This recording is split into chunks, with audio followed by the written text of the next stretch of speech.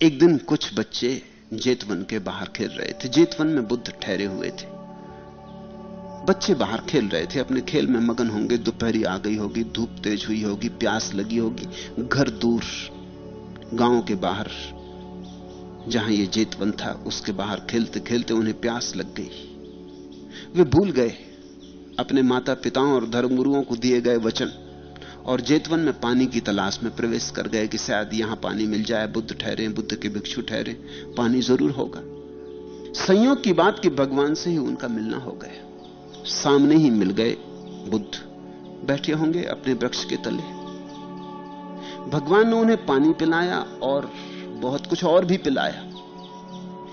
बुद्ध अगर पानी भी पिलाएं तो साथ ही कुछ और भी पिला ही देते, पिला देते हैं। ऐसा चेष्टा से नहीं होता। बुद्ध के हाथ में छुआ पानी भी बुद्धत्व की थोड़ी खबर ले आता है। बुद्ध की आंख भी तुम पर पड़े तो भी कुछ तुम्हारे भीतर उमगने लगता है। बुद्ध तुम्हारी आंख में आंख डाल के भी देख लें तो तुम्हारे भीतर बीज फूटने लगता है। बुद्ध ने बहुत कुछ और भी पिलाया, प्रेम भी पिलाया। बुद्ध का व्यक्तित्व ही प्रेम है। बुद्ध ने कहा है, ध्यान की परिसमाप्ति करुणा में। ध्यान जब परिपूर्ण हो जाता है तो करुणा की ज्योति फैलती। ध्यान का दिया और करुणा का प्रकाश। ध्यान की कसौटी कहा है कि जब करुणा फैले, प्रेम फैले। ये छोटे छोटे बच्चे प्यासे होकर आ गए हैं। इन्हें पानी पिलाया, इन्हें और कुछ भी पिलाया, इन्हें बुद्धत्व पिलाया। बुद्धों के पास जाओ तो बुद्धत्व के अलावा और उनके पास देने को कुछ है भी नहीं। छोटी मोटी चीजें उनके पास देने को है भी नहीं। बड़ी से बड़ी चीज ही बस उनके पास देने को है। वही दे सकते हैं जो वे हैं। प्रेम भी पिलाया। ऊपर की प्यास तो मिटाई और भीतर की प्यास जगाई। जीसस के जीवन में एक ऐसा ही उल्लेख है। जीसस जा रहे हैं अपने गांव, राजधानी से लौट रहे हैं। बीच में एक कुएं पर ठहरे हैं। उन्हें प्यास लगी। कुएं पे पानी भरती स्त्री से उन्होंने कहा, मुझे पानी पिला दे, मैं प्यासा हूं। उस स्त्री ने उन्हें देखा। उसने कहा, लेकिन आप ख्याल रखें, मैं हीन जाति की हूं, आप मेरे हाथ का पानी पिएंगे? जीसस ने कहा, कौन हीन कौन श्रेष्ठ? तू मुझे पिला, मैं तुझे पिलाऊंगा। उस स्त्री ने कहा, मैं समझी नहीं, आप क्या कहते हैं? आप ये क्या कहते हैं कि तू मुझे पिला, मैं तुझे पिलाऊंगा? जीसस ने कहा, हां, तू जो पानी पिलाती है उससे तो थोड़ी देर को प्यास बुझेगी। मैं तुझे जो पानी पिलाऊंगा उससे सदा सदा के लिए प्यास बुझ जाती। बुद्ध या जीसस तुम्हारे भीतर एक नई प्यास को जगाते, फिर उस नई प्यास को बुझाने का उपाय भी बताते। नई प्यास है कैसे हम उस जीवन को जाने जो शाश्वत हो, कैसे हम इस क्षण भंगुर से मुक्त हो, कैसे इस समय में बंधे हुए से हमारा छुटकारा हो, कैसे हम क्षुद्र के पार हों और विराट में हमारे पंख खुले। तो पहले तो प्यास जगाते। प्यास जगे तो यात्रा शुरू होती। प्यास हो तो पानी की तलाश शुरू होती। और एक बार पानी की तलाश शुरू हो जाए तो पानी सदा से है और बहुत ही करीब है। सरोवर भरा है, तुम में प्यास ही नहीं थी इसलिए तुम सरोवर से चूकते रहे। तो बुद्ध ने ऊपर की प्यास तो मिटाई और भीतर की प्यास जगाई। वे बच्चे खेल इत्यादि भूलकर दिन भर भगवान के साथ ही रहे। छोटे बच्चे थे, सरल थे। जो उनके मां बाप के लिए संभव नहीं था वह उन्हें संभव था। वे पहचान गए। इस आदमी का जो स्वर था उन्हें सुनाई पड़ा। शायद कोई उनसे पूछता तो वो कुछ जवाब भी ना दे सकते। जवाब देने योग्य उम्र उनकी थी भी नहीं, लेकिन गुपचुप बात समझ में पड़ गई। ऐसा आदमी उन्होंने पहले देखा नहीं था। यह आदमी कुछ और ही किस्म का आदमी था। इन और ही किस्म के आदमियों को आदमियों से अलग करने के लिए तो हमने कभी उनको बुद्ध कहा, कभी जिन कहा, कभी भगवान कहा, कभी अवतार कहा, कभी पैगंबर कहा, कभी ईश्वर पुत्र कहा। सिर्फ इतनी सी बात को अलग करने के लिए कि यह आदमी कुछ और ढंग का था। ये और आदमियों जैसा आदमी नहीं था। इसे सिर्फ आदमी कहना न्याय संगत नहीं होगा। ये बच्चे समझा भी नहीं सकते थे, मगर समझ गए। ख्याल रखना, समझा सकने से और समझने का कोई अनिवार्य संबंध नहीं। अक्सर तो ऐसा होता है कि जो समझा सकते हैं समझ नहीं पाते, और जो समझ पाते हैं समझा नहीं पाते। गूंगे का गुड़, छोटे छोटे बच्चे थे, स्वाद तो आ गया। शब्द उनके पास शायद थे भी नहीं कि वो कह सके क्या हुआ, लेकिन भूल गए खेल इत्यादि। वे सब खेल छोटे हो गए। जीसस ने कहा है, जो छोटे बच्चों की भांति होंगे वे ही मेरे प्रभु के राज्य में प्रवेश कर सकेंगे। शायद जीसस ऐसे ही बच्चों की बात कर रहे थे, छोटे बच्चों की भांति होंगे। भगवान को समझने के लिए छोटे बच्चे की भांति होना जरूरी है।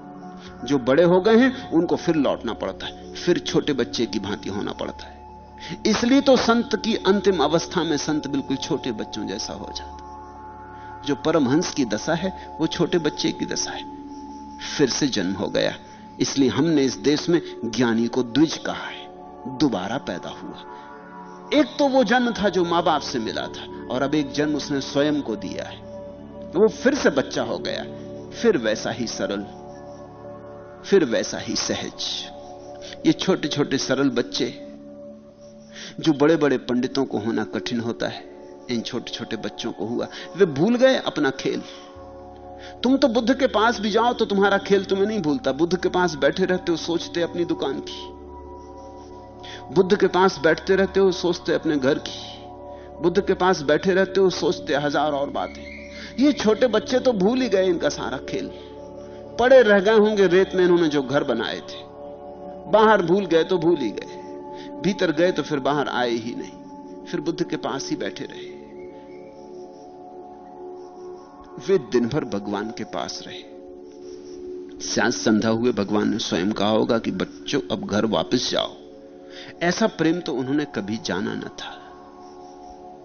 प्रेम प्रेम में बड़ा फर्क है। जिसे तुम संसार में प्रेम कहते हो वो प्रेम नहीं है, वो प्रेम का झूठा सिक्का है।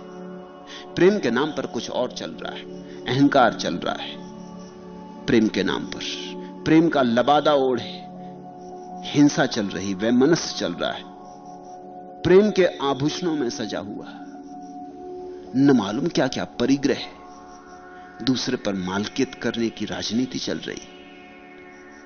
प्रेम की ओट में अब प्रेम चल रहा है। अब प्रेम ने भी खूब अच्छा रास्ता चुन लिया है, प्रेम की ओट में चल रहा है। खलील जिब्रान की एक छोटी कहानी है। पृथ्वी बनी थी नई नई, और परमात्मा ने सौंदर्य और कुरूपता की देवी को पृथ्वी पर भेजा। वे दोनों देवियां उतरी, स्वर्ग से पृथ्वी तक आते आते धूल धमास से भर गई थी। तो उन्होंने कहा स्नान कर लें, इसके पहले कि गांव में चले। वे दोनों झील में उतरी, वस्त्र उन्होंने उतार दिए, नग्न होकर झील में उतरी। सौंदर्य की देवी तैरती हुई दूर झील में चली गई। जब सौंदर्य की देवी दूर चली गई तो कुरूपता की देवी झटपट बाहर आई। उसने सौंदर्य के वस्त्र पहन के और भाग गई। जब तक कुरूपता की देवी भाग गई तब कहीं होश आया सौंदर्य की देवी को। वो भागी आई तट पर, उसने देखा उसके कपड़े जा चुके हैं और अब तो सुबह हुई जा रही थी, लोग चलने फिरने लगे थे, अब कोई और उपाय न था। तो उसने कुरूपता के वस्त्र पहन लिए। खलील जिब्रान की कहानी कहती तब से सौंदर्य कुरूपता के वस्त्र पहने हुए और कुरूपता सौंदर्य के वस्त्र पहने हुए। तब से सौंदर्य चेष्टा कर रहा है कुरूपता को पकड़ लेने की कि अपने वस्त्र वापस ले ले, लेकिन कुरूपता हाथ नहीं आती। इस दुनिया में कुरूप सुंदर बन के चल रहा है। इस दुनिया में अब प्रेम प्रेम बन के चल रहा है। असत्य ने सत्य के वस्त्र पहन रखे। इसलिए तुमने ख्याल किया, जितना असत्यवादी हो उतनी ही चेष्टा करता है कि जो मैं कह रहा हूं बिल्कुल सत्य है, बिल्कुल सत्य है। हजार दलीलें जुटाता है, कसमें खाता है कि ये बिल्कुल सत्य है। असत्य को चलाने के लिए सत्य सिद्ध करना ही पड़ता है। सत्य को चलाने के लिए कुछ भी सिद्ध नहीं करना पड़ता। सत्य अपने पैर से चलता है, असत्य को सत्य के उधार पैर चाहिए। वे तो भूल ही गए खेल अपना। वे तो भूल ही गए किस लिए आए थे और क्या होने लगा। वे तो रम गए। ऐसा चुंबकीय आकर्षण उन्होंने कभी जाना न था, न देखा था ऐसा सौंदर्य। ये कुछ और ही बात थी। ये कुछ देह की बात न थी, ये कुछ देहातीत था। ये कुछ पार की किरणें बुद्ध की देह से झलक रही थी। बड़े बूढ़ों को शायद दिखाई भी ना पड़ती। ये बच्चे तो सरल थे, इनकी आंखें ताजी थी, इसलिए दिखाई पड़ गया। बुद्धों को जानने के लिए, पहचानने के लिए बच्चों के जैसी सरलता ही चाहिए। न देखा था ऐसा प्रसाद, ऐसी शांति, ऐसा आनंद, ऐसा अपूर्व उत्सव। वे भगवान में ही डूब गए। वह अपूर्व रस, वह अलौकिक रंग उन सरल हृदय बच्चों को लग गया। फिर वे रोज आने लगे, फिर वे हर बहाने से आने लगे, फिर कोई भी मौका मिलता तो भागे और जितवन पहुंचे। वे भगवान के पास आते आते धीरे धीरे ध्यान में भी बैठने लगे। और तो होगा भी क्या, भगवान के पास जाओगे तो ध्यान में बैठना ही पड़ेगा। पहले खेलने खेलने में आए होंगे, पहले यह आदमी प्यारा लगा था इसलिए आए होंगे, पहले इस आदमी के पास बैठ के अच्छा लगा था इसलिए आए होंगे, इसकी छाया मधुर लगी थी इसलिए आए होंगे। पर धीरे धीरे इस आदमी के पास ध्यान की जो वर्षा हो रही, धीरे धीरे पूछने लगे होंगे, उत्सुक होने लगे होंगे।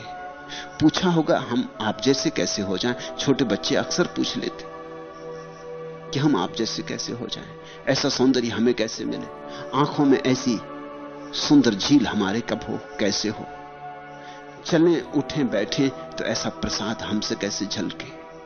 आपने ये कहां पाया, कैसे पाया, जिज्ञासा की होगी। फिर ध्यान में भी बैठने लगे। उनकी सरल श्रद्धा देखते ही बनती थी। श्रद्धा दो तरह की होती, एक होती सरल श्रद्धा। सरल श्रद्धा का अर्थ होता है संदेह था ही नहीं, पहले से हटाना कुछ भी नहीं पड़ा, श्रद्धा का झरना बह ही रहा था। और एक होती है जटिल श्रद्धा, संदेह का रोग पैदा हो गया है, अब संदेह को हटाना पड़ेगा, चेष्टा करनी पड़ेगी, तब श्रद्धा पैदा होगी। छोटे बच्चे अक्सर सरल श्रद्धा में उतर जाते, बड़ों के लिए श्रद्धा जटिल काम है। संदेह जग गया है, वे करें भी तो क्या करें। अब पहले तो संदेह से लड़ना पड़ेगा, पहले तो संदेह को तोड़ना पड़ेगा, पहले तो संदेह को उखाड़ फेंकना पड़ेगा। ये घास पात जो संदेह की उग गई है, ये न हटे तो श्रद्धा के गुलाब लगे भी ना, तो पहले उन्हें संदेह को उखाड़ना पड़ेगा। उनकी अधिक शक्ति संदेह से लड़ने में लग जाती, तब कहीं श्रद्धा पैदा हो पाती। जटिल, छोटे बच्चों को तो सरल है, मगर छोटे बच्चों को हम बिगाड़ देते। अगर दुनिया में मां बाप थोड़े ज्यादा समझदार हों तो हम बच्चों को कुछ भी ऐसा न करेंगे जिससे उनकी सरल श्रद्धा बिगड़ जाए। हम कहेंगे कि तुम अपनी सरल श्रद्धा को बचाए रखो।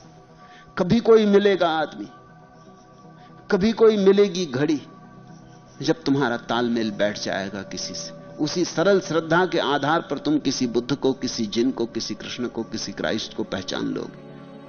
हम तुम्हारी श्रद्धा खराब ना करेंगे, लेकिन हम बच्चों की गर्दन पकड़ लेते इसके पहले कि उनकी सरल श्रद्धा उन्हें जगत के विस्तार में ले जाए और वे कहीं किसी बुद्ध के चरणों में शरण में बैठे। हम उन्हें पहले ही झूठी श्रद्धा थोप देते। झूठी श्रद्धा थोप देने के कारण संदेह पैदा होता है। इस गणित को ठीक से समझ लेना। संदेह पैदा क्यों होता दुनिया में? संदेह पैदा होता झूठी श्रद्धा थोप देने के कारण। छोटा बच्चा है, तुम कहते मंदिर चलो। छोटा बच्चा पूछता है किस लिए?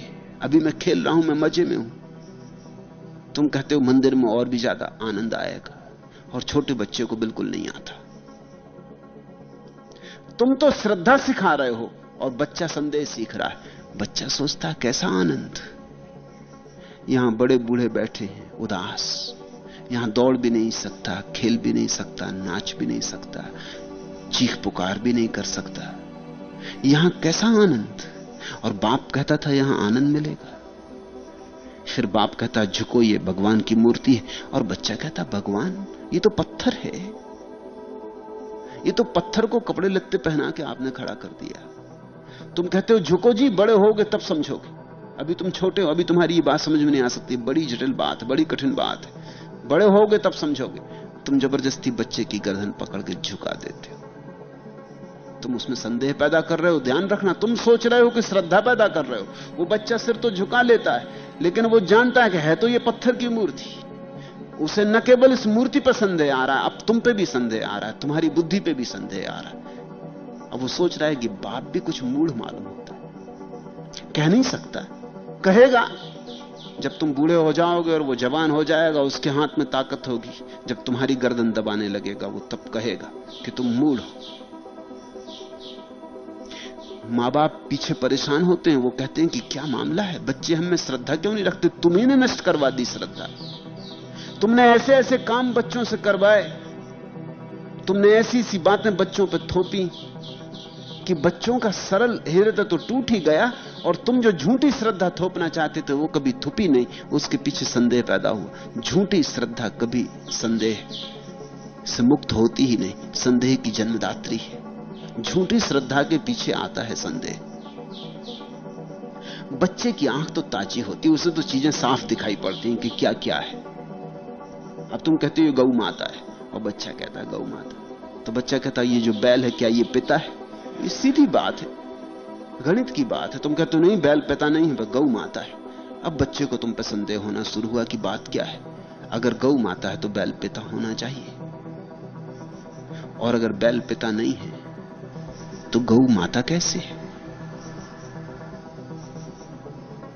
तुमने बच्चे के गले में एक धागा पहना दिया और तुम कहते हो कि ये बड़ा पवित्र है, और बच्चा देखता है कि मां इसको बना रही थी। ये पवित्र हो कैसे गए? ये पवित्र हो कब गया? इसकी पवित्रता क्या है? तुम जो भी बच्चे को सिखा रहे हो, बच्चा भीतर से देख रहा है कि ये बात झूठ मालूम पड़ती है। कहता नहीं, इससे तुम ये मत सोच लेना कि तुम जीत गए। कहेगा जब उसके पास ताकत होगी, क्योंकि अभी तो कहेगा तो पिटेगा। मुझे जब पहली दफा मंदिर ले जाया गया और मुझे कहा गया कि झुको, तो मैंने कहा मुझे झुका दो, मेरी गर्दन पकड़ के झुका दो, क्योंकि मुझे कुछ झुकने योग्य दिखता नहीं है। क्योंकि जिस मंदिर में मुझे ले गया था वो मूर्ति पूजकों का मंदिर नहीं है, वहां सिर्फ ग्रंथ होते हैं मंदिर में। मैं जिस परिवार में पैदा हुआ वो मूर्ति पूजक नहीं, वो सिर्फ ग्रंथ को पूजता है। तो वहां वेदी पर किताब रखी थी। मैंने कहा मैं किताब को क्यों झुकूं? किताब में क्या हो सकता है? कागज है और स्याही, इससे ज्यादा तो कुछ भी नहीं हो सकता। फिर अगर आपकी मर्जी है तो झुका दो, आपके हाथ में ताकत है। मैं छोटा हूं, अभी तो कुछ कर नहीं सकता, लेकिन बदला लूंगा इसका। पर मैं कहूंगा कि मुझे अच्छे बड़े बूढ़े मिले, मुझे झुकाया नहीं गया। उन्होंने कहा तब ठीक है, जब तेरा मन हो तब झुकना, जब तेरी समझ में आया तब झुकना। फिर मुझे मंदिर नहीं ले जाया गया, और उसके कारण मेरे मन में अब भी अपने बड़े बूढ़ों के प्रति श्रद्धा है। अगर मुझे झुकाया होता, मेरे साथ जबरदस्ती की होती, तो उस किताब के प्रति तो मेरी श्रद्धा पैदा हो ही नहीं सकती थी, इनके प्रति भी अश्रद्धा पैदा हो जाती। मुझे लगता है कि ये हिंसक लोग हैं, और अहिंसा परमो धर्म इनके मंदिर पर लिखा है, और ये हिंसक लोग एक छोटे बच्चे के साथ हिंसा कर रहे हैं, उसे जबरदस्ती झुका रहे हैं, और दीवार पर लिखा अहिंसो परम धर्म, अहिंसा परम धर्म है। ये कैसी अहिंसा? मुझे हजार संदेह खड़े होते, उन्होंने नहीं झुकाया, संदेह भी खड़े नहीं हुए। ख्याल रखना, किसी पर जबरदस्ती थोपना मत। थोपने का ही प्रतिकार है संदेह। फिर एक दफा संदेह उठ गया तो बड़ी अड़चन हो जाती। जब संदेह मजबूत हो जाता है तो फिर तुम बुद्ध के पास भी चले जाओ तो भी संदेह उठेगा। जिसका अपने मां बाप पे भरोसा खो गया, उसका अस्तित्व पे भरोसा खो जाता है। फिर वो किसी पे भरोसा नहीं कर सकता। वो कहता है जब अपने मां बाप धोखा दे गए। मुल्ला नसरुद्दीन का छोटा बच्चा एक सीढ़ी चढ़ रहा था, और मुल्ला उसकी वहीं खड़ा था। उसने कहा कि बेटा कूद पड़, सीढ़ी से कूद पड़। वो बेटा डरा, उसने कहा कि कूदूंगा तो लग जाएगी, चोट लग जाएगी। उसने कहा मैं तेरा पिता खड़ा हूं संभालने को, तू डरता क्यों है? बाप पे भरोसा करके बेटा कूद गया, और मुल्ला सड़क के खड़ा हो गया। भड़ाम से वो नीचे गिरा, दोनों घुटने छिल गए, वो रोने लगा। उसने कहा कि पिताजी ये क्या बात, आपने मुझे धोखा दिया। मुल्ला ने कहा कि हां, एक पाठ, दुनिया में ख्याल रखना, किसी की मानना मत, अपने बाप की भी मत मानना। यहां दुनिया बड़ी धोखेबाज है। मैं तेरा बाप हूं, मेरी भी मत मानना कभी। इसलिए हट गया। ये तुझे एक पाठ दिया। मगर इस तरह के पाठ तो अंततः मनुष्य के मन में संदेह को गहन करते जाते। और जिसका अपने मां बाप से संदेह पैदा हो गया, उसका फिर किसी पर श्रद्धा नहीं रह जाती। जो निकटतम थे, जो अपने इतने करीब थे, जिनसे हम पैदा हुए थे, वे भी धोखेबाज सिद्ध हुए। वे भी कुछ ऐसी बातें कह गए जो सच न थी। वे भी ऐसी बातें कर रहे थे जो मिथ्या थी, जिनको हम आज नहीं कल अपने जीवन में जान लेंगे, अनुभव कर लेंगे कि बात बिल्कुल झूठ थी, फिर भी कही गई थी। मां बाप ने भी झूठ कहा था। अगर मां बाप सिर्फ उतना ही कहें जितना जानते हैं, और एक शब्द ज्यादा ना कहें, और बच्चों को मुक्त रखें, और उनकी सरल श्रद्धा नष्ट न करें, तो ये सारी दुनिया धार्मिक हो सकती है। ये दुनिया अधार्मिक नास्तिकों के कारण नहीं है, स्मरण रखना। ये तुम्हारे थोथे आस्तिकों के कारण अधार्मिक है। भगवान ने ना तो उन्हें कुछ कहा, ना उन्हें कुछ सिद्धांत सिखाए। फर्क समझो। उन्होंने यह भी नहीं कहा कि दुनिया को भगवान ने बनाया है और तुम्हारे भीतर आत्मा है, और इत्यादि इत्यादि। उन्होंने तो अपनी जीवन ऊर्जा उन बच्चों पर बरसाई, जो उनके पास था, बच्चों को पिलाया, ध्यान दिया। ध्यान देना, सिद्धांत मत देना। यह मत कहना कि भगवान है, यह कहना कि शांत बैठने से धीरे धीरे तुम्हें पता चलेगा क्या है और क्या नहीं है। निर्विचार होने से पता चलेगा कि सत्य क्या है। विचार मत देना, निर्विचार देना। ध्यान देना, सिद्धांत मत देना। ध्यान दिया तो धर्म दिया, और सिद्धांत दिया तो तुमने अधर्म दे दिए। शास्त्र मत देना, शब्द मत देना, निशब्द होने की क्षमता देना, प्रेम देना। ध्यान और प्रेम, अगर दो चीजें तुम दे सको किसी बच्चे को, तो तुमने अपना कर्तव्य पूरा कर दिया। तुमने इस बच्चे की आधारशिला रख दी। इस बच्चे के जीवन में मंदिर बनेगा, बड़ा मंदिर बनेगा। इस बच्चे के जीवन के शिखर आकाश में उठेंगे, और इसके स्वर्ण शिखर सूरज की रोशनी में चमकेंगे और चांद तारों से बात करेंगे। उनकी सरल श्रद्धा देखते ही बनती थी। फिर उनके मां बाप को खबर लगी। मां बाप अति क्रुद्ध हुए, पर अब देर हो चुकी थी। बुद्ध का स्वाद लग चुका था। बहुत उन्होंने सिर मारा। उनके पंडित पुरोहितों ने बच्चों को समझाया, डांटा, डपटा, भय, लोभ, साम दाम, दंड भेद, सबका उन छोटे छोटे बच्चों पर प्रयोग किया गया। पर जो छाप बुद्ध की पड़ गई थी, सो पड़ गई थी। उन्होंने एक अनूठा आदमी देख लिया था। अब ये पंडित सब फीके फीके मालूम पड़ते थे। उन्होंने एक जीवंत ज्योति देख ली थी। अब ये पुरोहित बिल्कुल राख थे। अब धोखा नहीं दिया जा सकता था। उन्होंने अनुभव कर लिया था इस आदमी के पास एक नई ऊर्जा का। अब ये मां बाप की बकवास और बातचीत कुछ अर्थ न रखती थी। जब तक अनुभव नहीं किया था, तब तक कसम खाने को राजी हो गए थे कि न जाएंगे। जिसको देखा ना था, उसके पास न जाने की कसम खाने में अड़चन ना थी। अब देख लिया था, अब देर हो गई थी।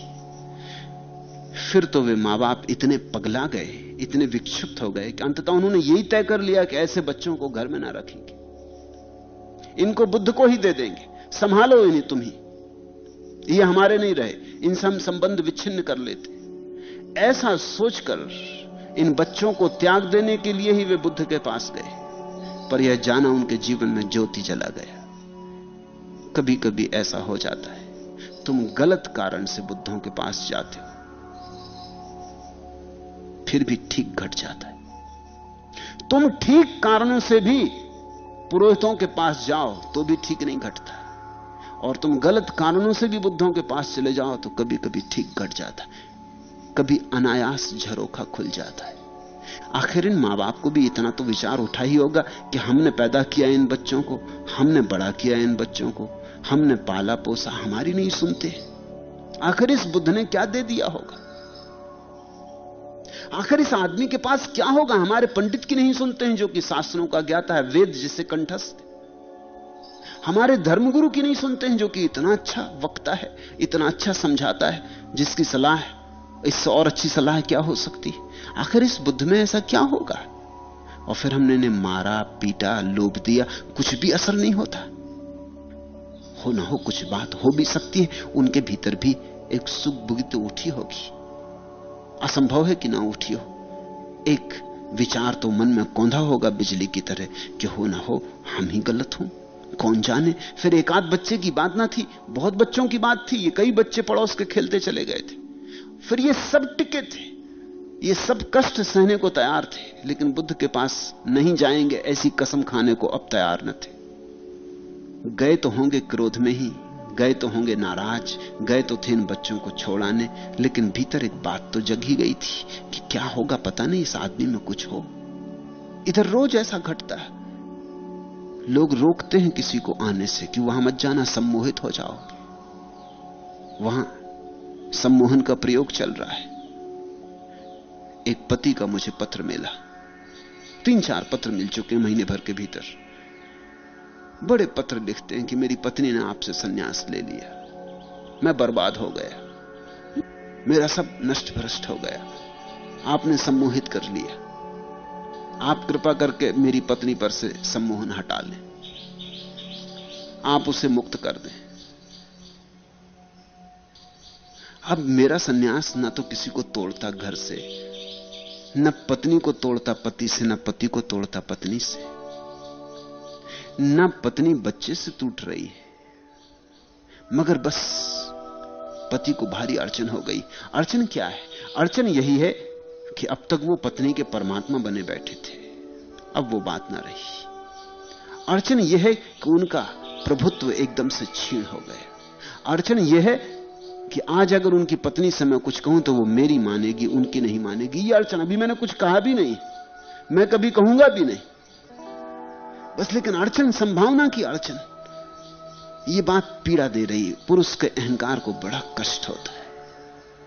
वो मुझे पत्र में लिखते हैं कि मुझ में क्या कमी है जो मेरी पत्नी आपके पास जाती। ये तो तुम अपनी पत्नी से पूछो। प्रोफेसर हैं किसी विश्वविद्यालय में, लिखते हैं कि मैं दर्शन शास्त्र का प्रोफेसर हूं, हर बात जो प्रश्न उठता हो हर एक का उत्तर मेरे पास है, विद्यार्थियों को पढ़ाता हूं। मेरी पत्नी को क्या पूछना है जो आपके पास जाए? मैं सब बात का उत्तर देने को तैयार हूं, आप सब बात का उत्तर देने को तैयार हैं, लेकिन अगर पत्नी आपके उत्तरों में आस्था रखने को तैयार नहीं तो मैं क्या करूं? मैं पत्नी को बुला के समझा भी दिया कि देवी तू जा, मगर जितना मैं उसे समझाता हूं कि तू जा, उतना वो जाने को राजी नहीं। ऐसा निरंतर होता रहा है।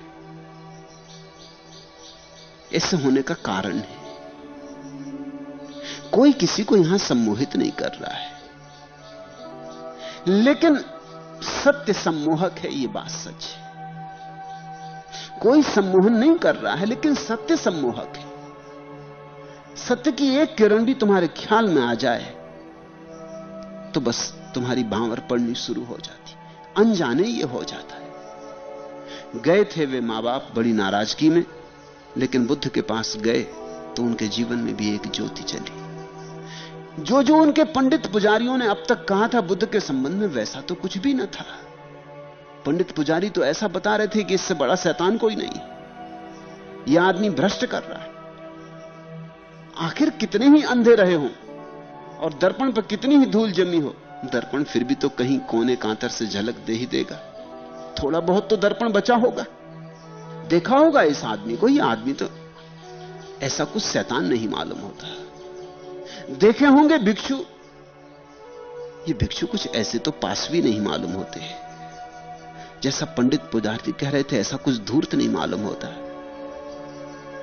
इसकी बातें सुनी होंगी, इनमें कुछ धूर्ता नहीं मालूम होती, सीधी साफ बातें, दो टूक बातें। शायद दो टूक हैं इसलिए अखरती हैं पंडित पुरोहित को। तुलना उठी होगी, उनके जीवन में भी एक ज्योत जली। बुद्ध के पास जाना और बुद्ध के बिना हुआ लौट आना संभव भी नहीं। इन्हीं लोगों से बुद्ध ने ये गाथाएं कही थी। अवज्जे वज्य मतिनो वज्जे चा वज्य दासिनो मिच्छा दिट्ठी समादाना सत्ता गंछति दुगंतिम वजंच वज्जतो भत्वा अवंचच अवज्जतो सम्मा दिट्ठी समादाना सत्ता गच्छन्ति सुगंतिम।